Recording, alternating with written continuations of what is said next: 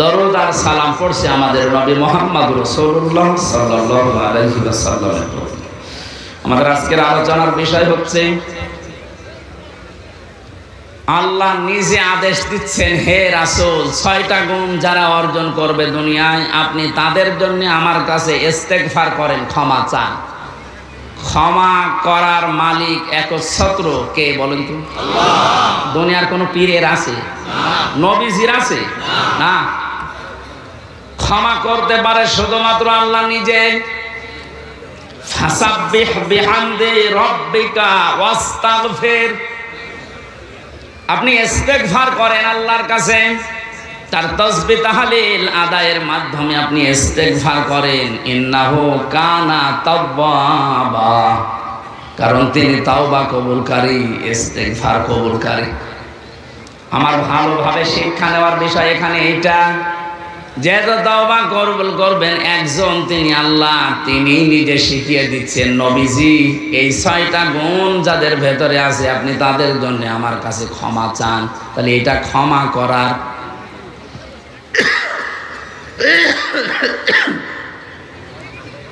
এই আয়াত থেকে বোঝা যাচ্ছে আল্লাহ এই 6টা গুণ বিশিষ্ট মানুষদেরকে ক্ষমা করবেন বলে জানিয়েছেন। আমাদের এখন বুদ্ধিমানের কাজ হবে এই 6টা গুণ দুনিয়া থেকে অর্জন করে তারপরে বিদায় নেওয়া। বরাবর না কেন? আসুন আমরা দেখি আমাদের ভেতরে এগুলো আছে কিনা। সূরা মুমতাহিনা 12 নম্বর একটা মাত্র আয়াত পড়েছি। মুমতাহিনা শব্দের শাব্দিক অর্থ হচ্ছে পরীক্ষিতা নারী। কি নারী? যারা পরীক্ষা দিয়ে উত্তীর্ণ হয়ে গেছে। এ পৃথিবীতে বহু নারীর জীবনী আমি পড়েছি, সর্বোত্তম জীবনী আমার কাছে 6 জনের মনে হয়েছে। এই মানুষগুলো পরীক্ষা দিয়ে উত্তীর্ণ হয়ে তারা জান্নাত অলরেডি আল্লাহ পেয়ে গেছে। তার ভেতরে 1 নম্বরে হযরতে আসিয়া। হযরতে আসিয়া আলাইহিস সালাম এত বেশি পরীক্ষা দিয়েছিলেন তার ঈমানের উপরে টিকে থাকতে গিয়ে। পৃথিবীর মানুষরা যদি হিসাব করে, হিসাব মিলানো সম্ভব না। শুধুমাত্র ঈমানের উপরে টিকে থাকতে গিয়ে হাতের ভেতরে তিনি পেরেক লাগিয়ে দিয়েছে তার নিজের স্বামী। পায়ের ভেতরে পেরেক লাগিয়েছেন, মাথার উপরে গরম তেল ঢেলে দিচ্ছে, কপালের ভেতরে শলাকা লাগিয়েছে। এ কঠিন অবস্থায় হযরতে আসিয়া দেখলেন আল্লাহ পাক জান্নাত জিবরাইলকে দিয়ে পাঠিয়ে দিয়েছে। তিনি জান্নাত দেখলেন, ডাক দিয়ে বললেন, ইদি ক্বালাত রাব্বি বিনি ইনদাকা বাইতান ফিল জান্নাতি ওয়া নাজ্জিনি মিন ফিরআউনা ওয়া আমালিহি ওয়া নাজ্জিনি মিনাল কওমিজ যালিমিন। হযরতে আসিয়া ডাক দিয়েছেন, রব্বুল আলামিন, তুমি আমার জন্য জান্নাতের ভেতরে একটা ঘর বানিয়েছো, এভাবে না তৈরি করি তুমি যেখানে আছো ওই জায়গায় একটা ঘর আমার জন্য বানিয়ে দাও, যেন সব সময় তোমারে আমি দেখতে পারি। হযরত আসিয়া 2 নম্বর কথা বলেছিলেন, ওয়ানাজ্জিনি মিন ফিরআউনা ওয়া আমালিহি ওয়ানাজ্জিনি মিনাল কওমিজ যালিমিন। এই মেয়েরা আসেনি? একটু খেয়াল করবেন এবার। সম্মানিতা মা বোনেরা, অনেক বেশি ভালোবাসি আপনাদেরকে, আমি চাই না আপনারা জাহান্নামী হয়ে যান। তাকান, পরীক্ষিতা নারী কাদেরকে বলে, কি পরীক্ষা তিনি দিয়েছিলেন। এত বড় কঠিন মুসিবত, বিপদ, এত বড় বিশাল শাস্তির ভেতরে হযরতে আসিয়া তিনি তার স্বামীর জন্য বরদোয়া দেননি। তিনি বলেছিলেন, মাবুদ, তুমি যা দেখতে পাচ্ছ আমার স্বামী লোক দিয়ে এরকম অত্যাচার করাচ্ছে এবং নিজে অত্যাচারে শামিল, তুমি আমাকে এই অত্যাচার থেকে বাঁচাও, কিন্তু আমার স্বামীর উপরে তুমি রাগ করো না। ও বাংলার মা বোনেরা, এদেশে পুরুষ নির্যাতন, নারী নির্যাতন করলেই মামলা হয়ে যায়, পুরুষ নির্যাতনের কোনো মামলা নেই। আমি জেলখানায় 3টা বছর থেকে অনেক কিছু দেখেছি। ওর এখানে 100 ভাগের প্রায় 60 ভাগ লোক শুধু এই দাম্পত্য কলনি জেল খাটতেছে। মেয়েদের এই ছোট মনের কারণে পেরে ওঠে না। সে প্রত্যেকে কি হুজুর বলেন আর কি খেজুর বলেন, এদের এই মানুষগুলো যদি একটু মন উদার করতো, আমার মনে হয় পরিবারে আমাদের শান্তি আরো ফিরে আসতো। বাস্তব দেখেছি যে জল্লাদটা এখন আছে, আগে তো শাহজাহান ছিল, ও মারা যাওয়ার বের হয়ে মারা গেছে, এখন নতুন একজন দায়িত্ব পেয়েছে, ইলিয়াস, চট্টগ্রামের বাড়ি। লোকটাকে একদিন বললাম, ভাই কি অবস্থা বলেন তো? আমার বলছে, হুজুর আমার এখন 35 বছর বয়সে আমি জেলখানায় এসেছি, এর 17 বছর ছিলাম আমি সৌদি আরবে, আর আমার এখন ফাঁসির আসামি আমি। আমার যদি এখন যাবজ্জীবন হয়ে জেল খাটা লাগে, কমপক্ষে 22 বছর জেলে থাকা লাগবে। 35 থেকে 17 এরপরে 22, হিসাব করে দেখেন 74 বছর হবে। কত? 74 বছর বয়সে লোকটা জেলখানা থেকে বের হবে। খুব বড় অপরাধ করে গেছে না? পুরা জীবনই আমি শুনেছি যে কি কি করতেন। সৌদি থেকে 17 বছর পরে বের হলাম, দেশে আসার পরে বিয়ে করলাম। বিয়ে করার পরে আমার বোর সাথে আমার মায়ের মিল নেই, সব জিনিস আমি চাহিদা মতো পূরণ করেছি, কিন্তু মাকে আর ছোট বোনকে কিছু দিলেই ওর মন খারাপ হয়ে যায়। দিন রাত নেই, সব সময় শুধু মনোমালিন্য, ঝগড়া। শেষ পর্যন্ত আর পারলাম না যে আমার সম্পদ আমার মাকে দেয়, আমার বোনকে দেয়। ওর সমস্যা কি? সংশোধন করার জন্য একটা থাপ্পড় দিয়েছিলাম, ও ছাতা গেছে মুইরে, একটু জোরে। এই লাগবে না, বস। মারা যাওয়ার পরে তো বউ মারা কেস, প্রথমে ফাঁসি হয়ে গেল, এরপরে যাবজ্জীবন। এখন 22 বছর থাকা লাগবে আমার, 11 বছর চলছে। আমার তো বের হতে হতে আমার বয়স হয়ে যাবে 74 বছর। কি করব আমি? আমারে বলছিল, আপনি তো ওয়াজ করেন, বাইরে যে অন্তত একটু বলেন যে আমার মতো বিপদে যেন কেউ না পড়ে, কারণ আমি খুব বড় অপরাধ করিনি, আমি তো ঠিক রাস্তায় ছিলাম, মাঝখান থেকে একটু মিস্টেক হয়ে আমার জীবনটাই নষ্ট হয়ে গেল। ইলিয়াসের বউ এখনো পর্যন্ত আছে বাইরে। ইলিয়াসের যখন শুনেছে যে ওর যাবজ্জীবন জেল হয়ে গেছে, প্রথমে ফাঁসির কথা শুনে মেয়েটাকে কি, সে তো মারা গেছে, তার যে শাশুড়ি ছিল, এই শাশুড়ি এবং শ্বশুর পরবর্তীতে ওর মা বাবার উপরে এই মেয়েটার জন্য বহু অত্যাচার চালিয়েছিল। ভেতরে যেহেতু যোগাযোগ বিচ্ছিন্ন ছিল, কষ্টের কথাগুলো যখন এসে এসে আমার কাছে বলতো, আমি নিজেই কেঁদে ফেলতাম যে এই লোকটার তো সেরকম মেজর অপরাধ না, আর তো মারার জন্য মারে নাই, শুধু সংশোধনের জন্য একটা থাপ্পড় দিয়েছিল, ছাতা মরে গেছে। স্ত্রীর যদি মনটা উদার হতো, মন যদি বড় হতো, নবীজির হাদিস যদি এই মেয়েটা মানতো, বিশ্ব নবী জানিয়েছেন, পৃথিবীর মেয়েরা তোমরা যদি মনে করো যে আমার স্বামীর হায়াত বেড়ে যাক, আরো বেশি দিন বেশি থাক, আমার স্বামীর সম্পদ সম্মান আরো বেড়ে যাক, তাহলে স্বামীকে মাঝে মাঝে বলবা তার রক্তের সম্পর্ক যেগুলো, এগুলো যেন অটুট রাখে, ঠিক রাখে। পৃথিবীর মানুষের সবচেয়ে বেশি রক্তের সম্পর্ক তার মায়ের সাথে। এক কথা বলে দিতাম।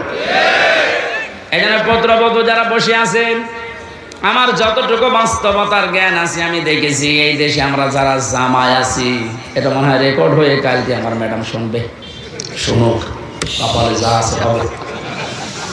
আমরা জামাইরা যেভাবে আমাদের শাশুড়িকে শ্বশুরকে যেইভাবে দেখি, যেই নজরে দেখি, আর যেভাবে আচরণ করি, বউগুলো যদি তার হাফ আমার মা বাবার সাথে, আমাদের মা বাবার সাথে ওইটা করতো, এই দেশে কোনো ছেলে আলাদা হওয়া লাগতো না। একটু বেশি বলে ফেললাম নাকি? ঠিক মানে 100 ভাগ ঠিক। আপনি অনেকে মনে করেন আমি নামাজ পড়ি, রোজা রাখি, আমি কালো বোরকা পরে বাজারে যাই, আমি জান্নাত পাবো না। মানে কিসের জান্নাত? আপনি তো মানুষের অধিকার নষ্ট করেছেন, আপনি একটু উদার হতে পারেন না? কি করবেন আপনি সম্পদ বেশি নিয়ে? এই মেয়েটাকে খারাপ করার পেছনে ওই মেয়েটার মা আর ওর বড় বোন ওখান থেকে শুধু বুদ্ধি দেয়, তাড়াতাড়ি আলাদা হয়ে যা, আরামে খেতে পারবি।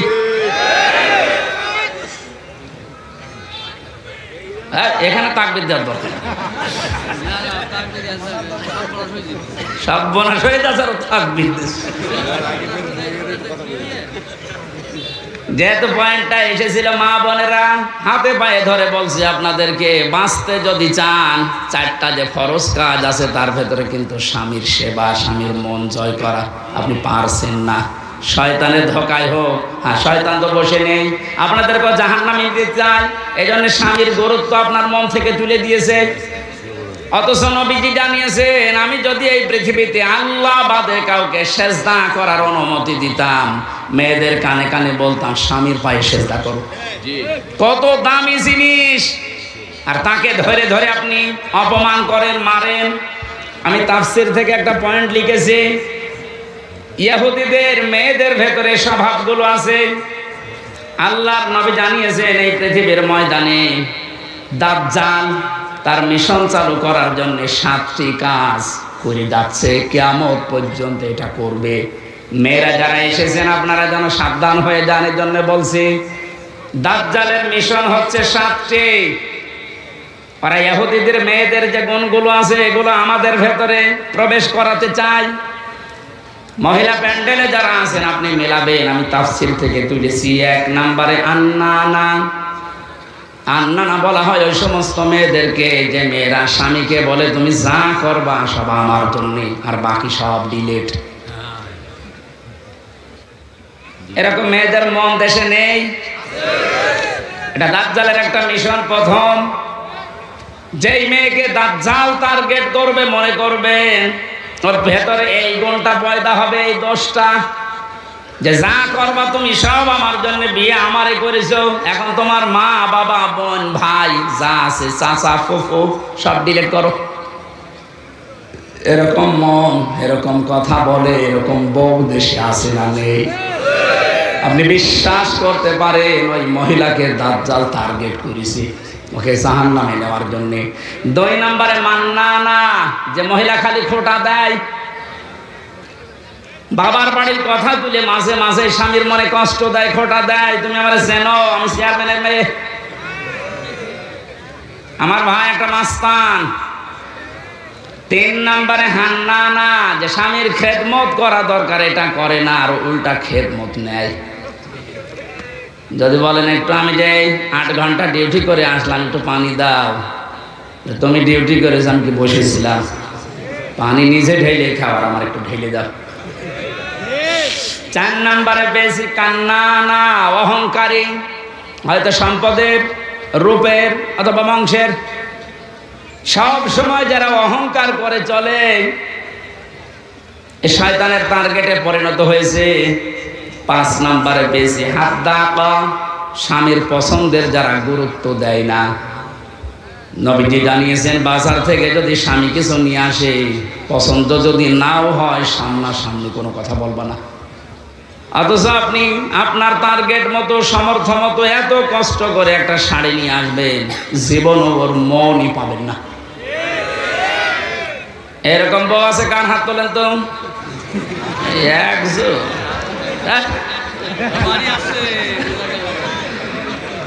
6 নম্বরে বেশি সাদ্দাকা, যারা হারামের প্রতি উৎসাহ দেয় স্বামীকে, খালি মাঝে মাঝে অন্যের তুলনা তুলে ধরে, যে কি করো, পাশের বাড়ি দেখো না, ওর বেতন তো তোমার চাইতে কম।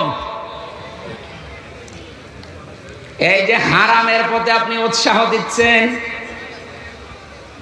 লোক নবীর স্ত্রীর সাথে আপনাকে জাহান্নামে থাকা লাগবে। কথা বুঝতেছে? নিজের চরিত্র ভালো তাতে কি হয়েছে? আপনি যদি হারাম কাজের প্রতি উৎসাহ দেন, কাউকে সাহায্য করেন, কিয়ামতে আপনি লোক নবীর স্ত্রীর সাথে জাহান্নামে থাকা লাগবে। এটা তো আমি বানালাম নাকি? সূরা আরাফ 8 নম্বর পারার 20 নম্বর পৃষ্ঠা 3 নম্বর লাইনে 83 নম্বর আয়াত, তাফসীর থেকে বলছে, আল্লাহ রাব্বুল আলামিন দুইজন ফেরেশতাকে পাঠালেন। দুইজন ফেরেশতা এসে লোত নবীর কাছে এসে বলে, আল্লাহর নবী আপনার উম্মতদেরকে নিয়ে আপনি এখান থেকে চলে যান, আমরা মাগরিবের সময় আল্লাহর গজব এখানে নাযিল করব। কিন্তু সাবধান, ফাআনজাইনাহু ওয়া আহলাহু ইল্লা ইমরাতাহু কানাত মিনাল গাবিরিন। আপনার স্ত্রীকে আপনি নিতে পারবেন না, যারা আছে বাকি সবাইকে নিয়ে যান। আপনাকে যারা স্বীকার করেছে আপনার উম্মত নিয়ে যান, স্ত্রীকে নেবেন না। প্রশ্ন আসতে পারে, লূত নবীর স্ত্রীর চরিত্র খারাপ ছিল?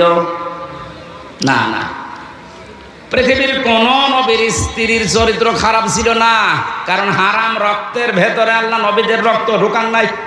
এই জন্য নবীদের স্ত্রীর চরিত্র ভালো ছিল। কিন্তু এই মহিলা চরিত্রহীনাও ছিল না, চরিত্র খারাপও ছিল না, কিন্তু তলে তলে চরিত্রহীন মানুষদেরকে সাপোর্ট করত। ওই জামানায় একটা গোনা ছিল, পুরুষে পুরুষে জেনা, মহিলা মহিলায় জেনা করত, ওইটাও সাপোর্ট করতো, নিজে করতো না, শুধু সাপোর্ট করতো। একটু চিন্তা করেন তো, এত বড় একটা জলিলুল কদর নবী লূত আলাইহিস সালাম, তিনি ইব্রাহিম নবীর ভাগ্নে, এত বড় নবীর ভাগিনা, নিজে নবী, তার স্ত্রী নবীর স্ত্রী হওয়ার পরেও নিজের চরিত্র খারাপ না, চরিত্রহীনাও ছিল না, শুধু হারাম কাজ যারা করে তাদেরকে সহযোগিতা করতো, সাপোর্ট করতো, ভালোবাসতো, যে ঠিক আছে। এইটা করার কারণে আল্লাহ তাকে বললেন, ছেড়ে দাও, ওকে আমি জাহান্নামের, ওকে গজব নাযিল করে ধ্বংস করে জাহান্নামে দেব। আর রাজবাড়ি ফরিদপুরবাসী অনেকেই মনে করছে আমার নিজের চরিত্র তো ভালো, আমি কোনো অন্যায় কাজে যাই না, কিন্তু এমন মানুষকে সাপোর্ট করেন যার চরিত্র ভালো না। এ দেশের কথা বলছি না, এক কথা বলছি না। মা বোন যারা এসেছেন, হযরতে ফাতেমাতুজ জোহরাকে আল্লাহ যে দুইটা কারণে জান্নাতের নেত্রী বানিয়েছেন মেয়েদের, তার এক নম্বরে কোনো দিন তিনি স্বামীকে হারাম কাজে উদ্বুদ্ধ করেননি। না খেয়ে থেকেছেন 3 দিন পর পর, আপনি সহ্য করতে পারবেন? 3টা দিন মানে 72 ঘন্টা না খেয়েছিলেন নবীর মেয়ে, তারপরও স্বামীকে দিয়ে কোনো হারাম কাজ করতে উদ্বুদ্ধ করেননি। আর আপনার কোনো অভাব নেই, এরপরও স্বামীকে দিয়ে বাম হাতের ইনকাম করার।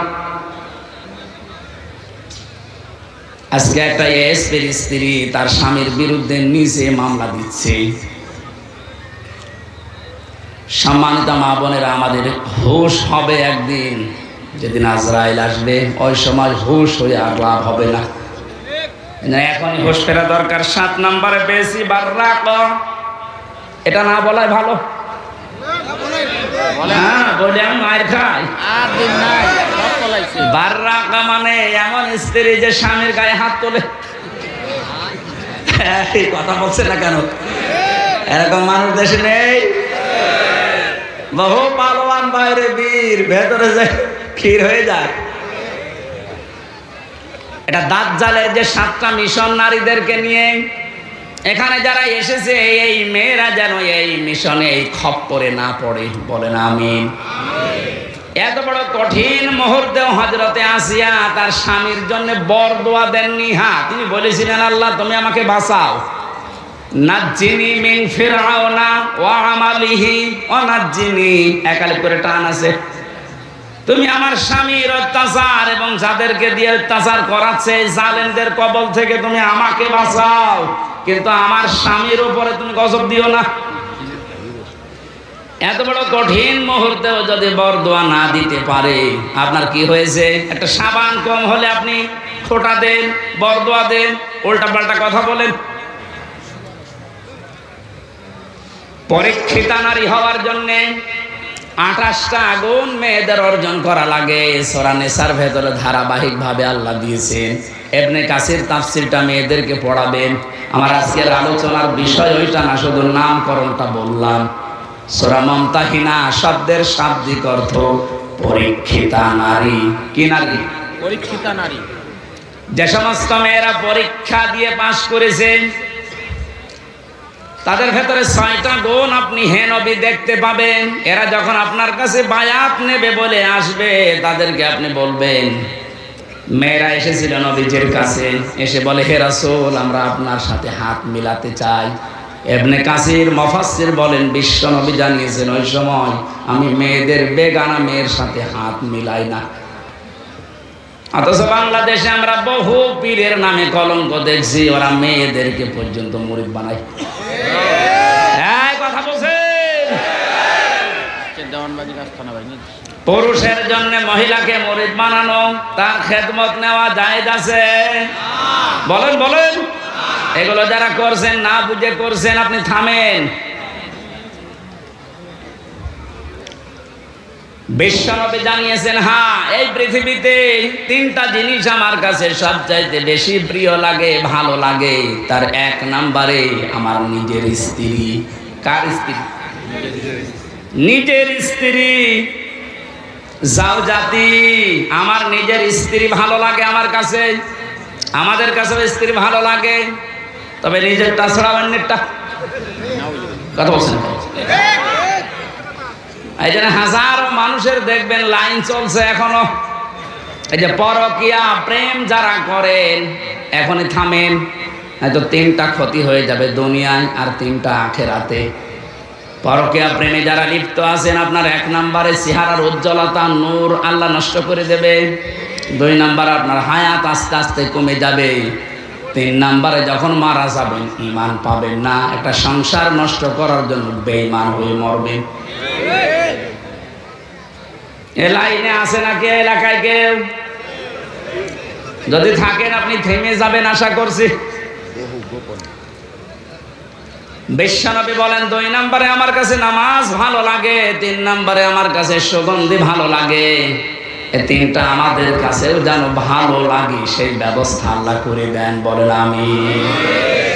নবীজিকে আল্লাহ ঘোষণা দিলেন, ইয়া আইয়ুহান নাবিয়্যু, হে নবী, ইযা জাকাল মুমিনাতু, মুমিন নারীরা যখন আপনার কাছে আসবে, ইউবাইউনাকা, আমরা বায়াত নিতে চাই, পর্দার আড়াল থেকে আপনি তাদেরকে বায়াত দেবেন 6টা বিষয়ে। যদি এগুলো তারা মানতে পারে, আপনি নিজে তাদের জন্য আল্লাহর কাছে ক্ষমা চাবেন। যেহেতু আল্লাহ শিখিয়ে দিচ্ছেন, তার মানে 6টা কাজ করতে পারলে আল্লাহ নিজে আমাদেরকে মাফ করবে। 1 নম্বরে দিয়েছেন, আলা আল্লাহ ইউশরিকুনা বিল্লাহি শাইআ। এখান থেকে একটা মাসলা বের হয়। বসেন তো, বসেন, লাগবেন, বসেন। এখান থেকে একটা মাসলা বের হয়। পৃথিবীতে যদি কেউ মুরিদ হতে চান, বায়াত নিতে চান কারো কাছে, এই 6টা বিষয়ে বায়াত নেওয়া লাগবে। বাংলাদেশে এখন 48,000-এর উপরে পীর আছে। কত? 48,000-এর বেশি। ভারতের এই কলকাতার, আসামে আরো বেশি। আমি তো 17, 18, 19, 20 এই সমস্ত সালগুলোতে ভারতের এই কয়েকটা রাজ্যে দেখেছি, ও ঘরে ঘরে পীর। বিশেষ করে মুর্শিদাবাদ আর নদিয়া, হুগলি, এই সমস্ত জায়গায় জায়গায় পীর। ওরা পীরটা ওরা ব্যবসা হিসাবে নিয়েছে। বাংলাদেশের জরিপে যেটা সরকারি 48,000। আপনারা যদি মুরিদ করতে চান, বায়াত দিতে চান, প্রথমে আপনাকে বলা লাগবে যে আমার দরবারে কোনো শিরিক চলবে না। আল্লাহ বাদে অন্য কাউকে সেজদা দেওয়া কি? আল্লাহ বাদে অন্য কাউকে ডাকা কি? তাহলে যেই দরবারে সেজদা দেওয়া হয়, সে মানুষকে হোক, কবরে হোক, মাজারে হোক, এবং আল্লাহ বাদে অন্য কাউকে ডাকা হয়, এটা কি? আরো জোরে। এগুলো যে দরবারে হচ্ছে, এখানে মুসলমান যেতে পারে? যাচ্ছে না? আশা করছি আপনি থামবেন।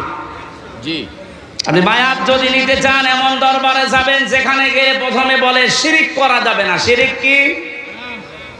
না। পরা কোরআন শরীফের ভেতরে আমি 4 প্রকার শিরিক পেয়েছি প্রধানত। শিরিক বিল জাত, শিরিক বিল সিফাত, শিরিক বিল ইখতিয়ারা, শিরিক বিল হুকুক। এ প্রত্যেকটা আবার 4 প্রকার করে আছে। 4 4 16 প্রকার। এটা আবার প্রতিটা 4 প্রকার করে।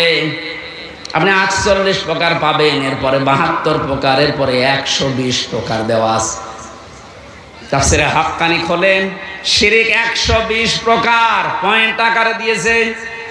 এতগুলো শিরিক যদি এখন পয়েন্ট আকারে একটা একটা করে বলতে যায়, সব লিখেছি, সময় যাবে আর গরমে আমারও সহ্য হচ্ছে না, এই জন্য খুব তাড়াতাড়ি করছি। এগুলো একটু পড়ে নেবেন যে শিরিক আল্লাহ যেটা পারে ওটা অন্য কেউ পারে, এটা বিশ্বাস করার নাম শিরিক। এক কথা বলেন, আইন তৈরি করতে পারে শুধুমাত্র আল্লাহ, এটা অন্য কেউ পারে বিশ্বাস করে যদি কেউ কাজ করে সেও মুশরিক। এখানে 53 বছর তো চললো, আমরা দেখলাম বাবা চালিয়েছিল, স্বামী চালিয়েছিল, চাচাও চালিয়েছে 9 বছর, বউ চালিয়েছে অনেক দিন, ভাবিও চালিয়েছে, সবাই চালিয়েছে মানুষের তৈরি করা নিয়ম নীতি আইন কানুন দিয়ে। এটার সাথে দ্বিমত আছে? বলেন বলেন। 53 বছরে কাঙ্ক্ষিত মানের শান্তি আপনি দেখলেন কেমন? এখন তো শুধুমাত্র দেখতে বাকি আছে, এই কোরআন দিয়ে দেশ চললে কেমন দেখা যায়।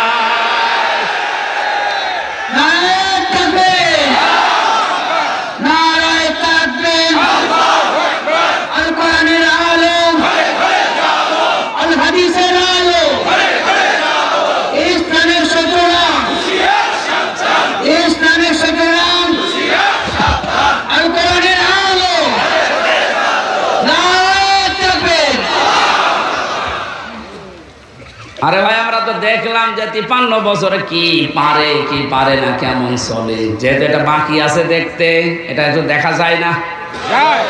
দেখি তো আল্লাহর কোরআনের 500 আইন দিয়ে ইউনিয়ন থেকে শুরু করে সংসদ ভবন পর্যন্ত যদি চলে তো কেমন দেখা যায়।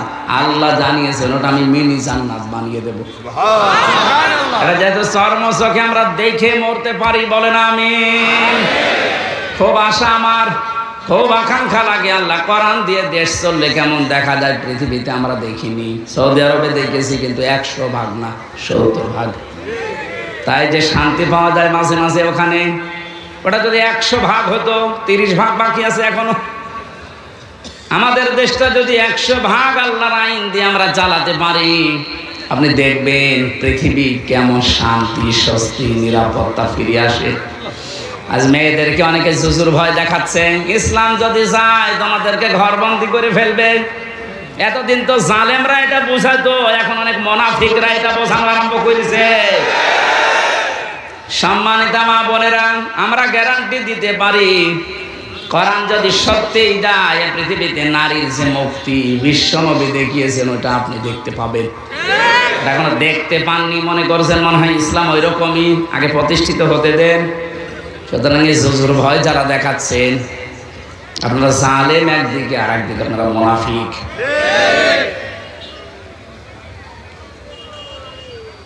শিরিক যদি আমরা এখন শিরিক বিল জাত, শিরিক বিল সিফাত, শিরিক বিল ইখতিয়ারা, শিরিক বিল হুকুক এভাবে পয়েন্ট আকারে একটা একটা করে শুরু করি, আল্লাহ যেটা পারে ওটা অন্য কেউ পারে বিশ্বাস করার নাম শিরিক। আল্লাহ পারে আইন দিতে, অন্য কেউ পারে না। এই কাজে যারা ইনভলভ আছেন, এই কাজের সাথে যারা জড়িত আছেন, এই কাজে যারা সাহায্য সহযোগিতা করছেন, সাপোর্ট করেন, আপনি যে দল করতে পারেন আপনি মুশরিক। আপনার বায়াত হয়নি, কিসের বায়াত নিচ্ছেন আপনি? 2 নম্বরে আল্লাহ বলেন ওয়ালা ইয়াসরিকনা, হে নবী ওদেরকে বলেন যেন তারা জীবনে চুরি না করে। কি না করে? চুরি নেই দেশে।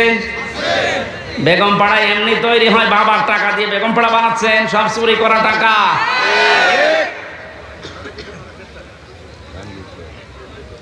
এই যে প্রশাসনের উপরে যাদের রাগ আজ, আমি তো বাস্তবে দেখেছি ওদের সাথে মিশে, মাত্র কয়েকজন উপরে এই শয়তানরা এত কামানো কামিয়েছে, এত চুরি করেছে, এখন আর এই মানুষগুলো রাস্তায় বের হতে পারছে না ওদের কারণে। আজকেও কয়েকটা লাইভ দেখেছি, এসআই এবং এএসআই কনস্টেবল সাধারণ যারা ডাক দিয়ে বলছে আমাদের নিজেদের অপরাধের জন্য যদি শাস্তি দিতে চান আমাদের দেন। আমরা তো হুকুমের দাস ছিলাম, উপর থেকে যে মানুষগুলো আমাদের জীবনটা এভাবে নষ্ট করে দিল, আজ আমরা স্বাভাবিক জীবনে যেতে পারি না। অবশ্যই তাদেরকে আইনের আওতায় এনে শাস্তি দেন এবং ওদের সম্পদগুলো সব বাঁচাতে পারেন। আমরা এটা চাই। বিশেষ করে এই যে মনিরুল, আমি নাম ধরে বলছি কারণ আমি ছিলাম কাউন্টার টেররিজমের এই মনিরুল, আসাদুজ্জামান, ডিসি মান্নান, হারুন তো শেষ হয়ে গেল, যেই কয়টা আছে এদের সম্পদগুলো আজ নেন, কারণ এগুলো একটা এদের বাবার সম্পদ না, সবগুলো জনগণের সম্পদ। আপনি বেতন কয় টাকা পান আমি জানি না, আমার দোলা ভাইও তো আছে, ও সংসার চলে, আমার বাবার কাছ থেকে আরো টাকা নেই। যশোর থানায় আছে, সেও তো এসআই, কই তার তো বেতন চা, তার দুইটা ছেলে মেয়ে নিয়ে সংসার চলতে চাই না, আমার বাবার কাছ থেকে টাকা নিয়ে চলা লাগে। তোমার বেতন নাই, তার চাইতে ডবল হইল না, হচ্ছে না। যে মানুষগুলো আছে এনে সাধারণ মানুষকে উল্টাপাল্টা ধারণা না করে উপরে যাদের নির্দেশে এগুলো হয়েছে বা হচ্ছে, বিশেষ করে এই চুরিদারি, এই অবৈধভাবে ইনকাম করা, এদের এই টাকাগুলো সব এখন রাষ্ট্রের কোষাগারে জমা নেই। যদি না দেয় ওদের বউ ছেলে মেয়ে যেগুলো হারাম খেয়ে খেয়ে মানুষ হয়েছে, ওগুলো রাষ্ট্রের কাজে লাগান, দরকার ওদেরকে বিক্রি করে টাকা নেই।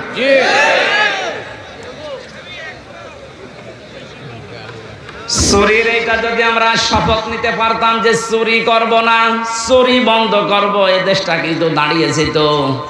এক দরবেশে যদি এত টাকা চুরি করে থাকে, বাকি যারা দরবেশের ভান ধরিস তাদের অবস্থা কি? ওরাই আসেনি না, জেনা করা যাবে না। এই জেনা শুধু হাতের জেনা, মুখের জেনা, চোখের জেনা, অন্তরের জেনা, লজ্জা স্থানের জেনা।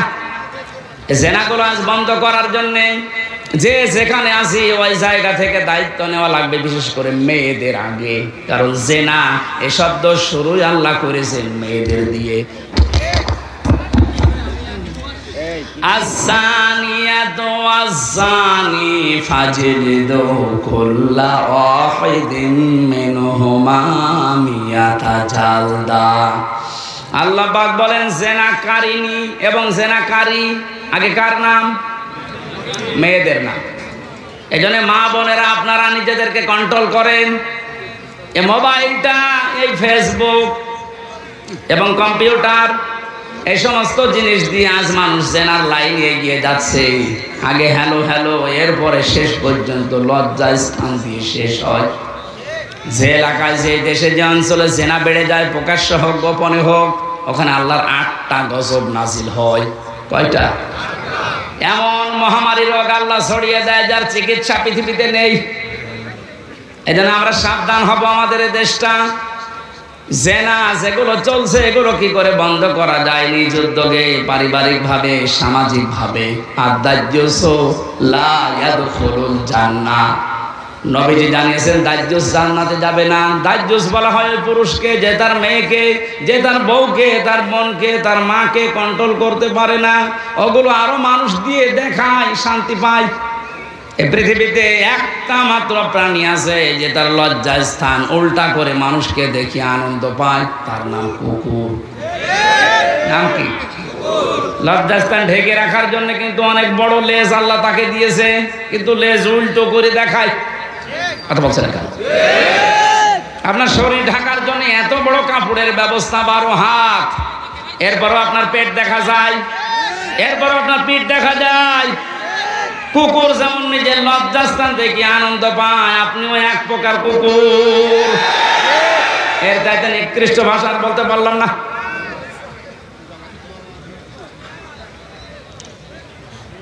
আশা করছি আপনি থামবেন। একটা মহিলা যদি বেপরদা জেনা এই সমস্ত করার কারণে জাহান্নামী হয়ে যায়, কমপক্ষে 4 জন পুরুষ কিয়ামতের সঙ্গে নিয়ে যাবে।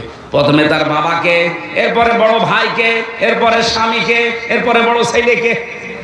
আপনি বলেন তো, এক একজন মহিলা যেভাবে চলছে আজ, এভাবে যদি চলতে চলতে ওরা জাহান্নামে যায়, আমাদেরকে যারা 4 জনের নাম বললাম, হয়তো আমি কারো বাবা, নাই স্বামী, নাই বড় ভাই, নাই বড় ছেলে, জান্নাত পাওয়া সম্ভব হবে? এই জন্য কন্ট্রোল হবে। জেনার পরিবেশগুলো বন্ধ করা দরকার আস্তে আস্তে।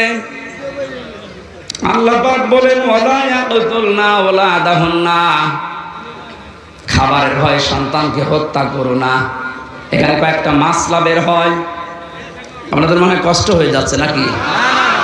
আমার তো কষ্ট হচ্ছে। আমার ফ্যানের ব্যবস্থা যদি করতেন আগে থেকে এই ঝামেলাটা হতো না। এখন ওইভাবে হয়, মানুষ একবারে একজনের দাঁড়িয়ে দাঁড়িয়ে বাতাস দিবে। ওর জীবন না, ওরে বাতাস দিয়াবেন, ফ্যান দিলে কতটা দিলে ভালো। ওয়ালা ইয়াতিনা বিবহতানিন ইয়াফতারিনাহু বাইনা আইদিহিন্না, জেনে বসে কোনো মানুষ যেন একজনের ওপরে অপবাদ চাপিয়ে না দেন, এই সিদ্ধান্ত নিয়ে, এই বায়াত নিয়ে আমার কাছে আজকে থেকে যান। এই গণাটা বাংলাদেশ সহ বিশ্বে এখন বহু জায়গায় আরম্ভ হয়েছে। কিচ্ছু জানে না যে লোকটা, আন্দাজে তার উপর একটা অপবাদ দোষ চাপিয়ে তার জীবনটা ধ্বংস করে দেওয়া হচ্ছে। কথা বলেন ঠিক কিনা? বহু ভুক্তভোগী মানুষকে আমি জেলখানায় পেয়েছি, একেবারে নিরপরাধ, কিচ্ছু জানে না ও বিষয়ে, আন্দাজে দোষটা চাপিয়ে তার সংসারও শেষ, তার জীবনটাও শেষ করে দিলে। এখন আপনি মাপ পাবেন না। অপবাদ দেওয়া থেকে আমাদের বিরত থাকা লাগবে। খুব মারাত্মক অপরাধ এটা, অপবাদ। 6 নম্বরে আল্লাহ বলেন ওয়ালা ইয়াসিনাকা ফি মা'রুফিন ফাবাইহুন্না, কোন ভালো কাজ যদি আপনি আরম্ভ করেন সেই কাজের বিরোধিতা যেন আপনার সাথে না করে। এজন্য আমরা কোনো ভালো কাজে আঞ্জাম দিলে দলমত দেখা যাবে না, ওই কাজে আঞ্জাম দেওয়া লাগবে। আজকে কোরআন প্রচার হচ্ছে বিনা দ্বিধায় নির্দ্বিধায়, কোনো পারমিশন লাগছে? কোনো ঝামেলা আছে? এই ভালো কাজে আমাদেরকে সাহায্য সহযোগিতা করা, যতটুকু পারা যায় এগিয়ে আসা লাগবে।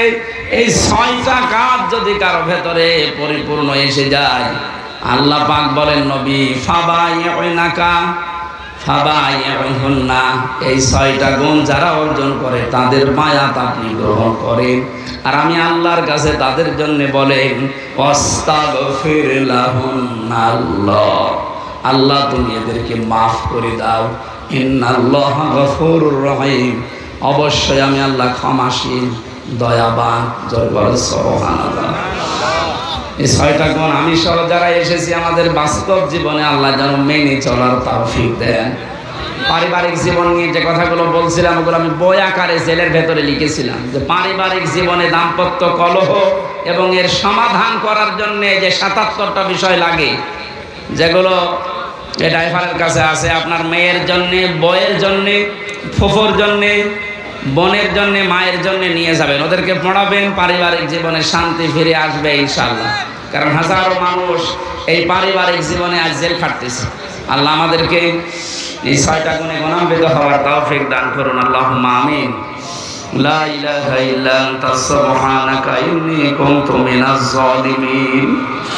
আল্লাহ তাআলা, প্রচন্ড এই গরমের ভেতরে চাতক পাখির মতো তোমার বান্দারা কোরআনে কারিমের কথাগুলো শুনছিল, যতগুলোই শুনেছি আল্লাহ আমাদের জীবনে আমল করার তৌফিক দাও। আমার শরীর